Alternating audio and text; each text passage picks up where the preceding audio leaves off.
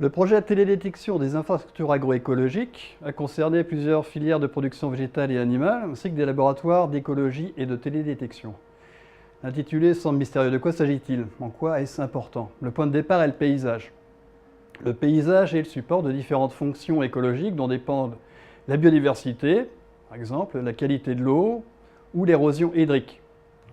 Au sein des paysages ruraux, certains éléments, les infrastructures agroécologiques ou IAE, ont un rôle clé. Par exemple, les éléments arborés ou les surfaces en herbe, bandes enherbées, prairies.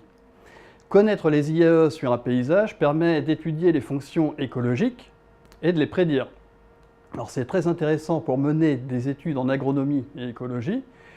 C'est à la base du verdissement de la PAC et de la mise en œuvre de la trame verte et bleue.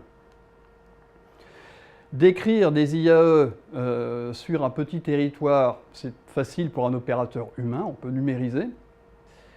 En revanche, par exemple, s'il s'agit de décrire les IAE sur un réseau de parcelles pour étudier les relations entre IAE et auxiliaires des cultures, cela devient plus compliqué.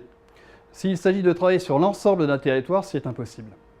L'image satellite et l'informatique permettent aujourd'hui de réaliser ces opérations à moindre coût.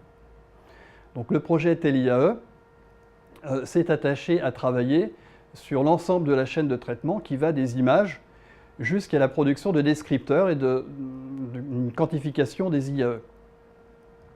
Alors cette chaîne de traitement comporte deux grandes étapes. Tout d'abord, la production de cartes à partir d'images avec des méthodes de classification des pixels, voire de post-traitement sous système d'information géographique, par exemple pour extraire des linéaires de haies. Il y a des cartes qui sont déjà disponibles, prêtes à l'emploi, des cartes d'étendue nationale, mais il peut être intéressant de réaliser une production de cartes sur mesure pour avoir une information sur une étendue qui est plus réduite, mais une information qui est plus riche et plus précise. La seconde étape consiste à calculer des descripteurs paysagers quantifiés. Alors beaucoup d'outils existent. Certains sont du domaine de la recherche, notamment pour les indicateurs un peu complexes qui font l'objet de débats. Là, je cite par exemple l'indice de forme ou la diversité de Shannon.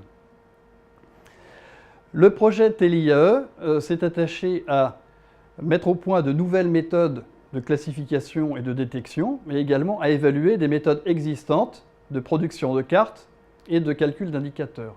Les résultats du projet sont disponibles sur un site web dédié, télédétectioniae.fr. Une première partie du site permet à des utilisateurs d'évaluer la faisabilité et les ressources nécessaires pour leur projet.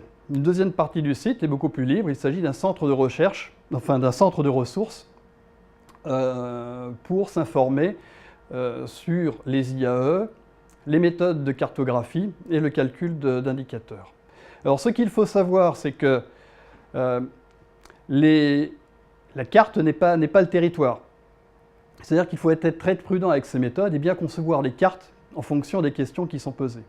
Mais ceci étant dit, il faut savoir que le contexte est aujourd'hui extrêmement favorable à l'utilisation et au développement de ces méthodes, avec la mise à disposition d'images gratuites de type Sentinel-2 qui sont à haute résolution. Merci d'avoir suivi cet exposé.